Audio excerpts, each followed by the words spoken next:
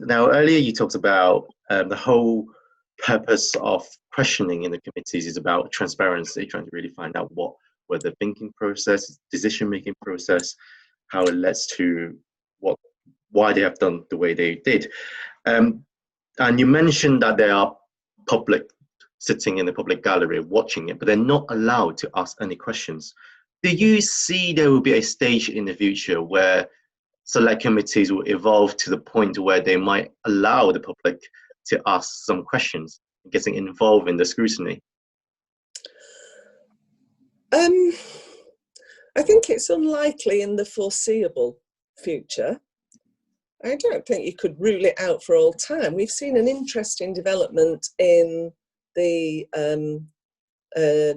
number 10 press conferences, for instance. We've been having a press conference every single day with either the Prime Minister or a Secretary of State and most senior health and scientific advisors. And usually it's just journalists asking questions. They have actually introduced a facility where a number of members of the public can also ask questions. So these developments, once they happen, you can't turn back the clock. So it wouldn't surprise me much further down the line. But I can't see it in the foreseeable future because the work of the Select Committee, and there's only so much time, they meet twice, sometimes 3 times a week to take evidence. We often found on the Environmental Audit Select Committee that we didn't have enough time with specialist key witnesses.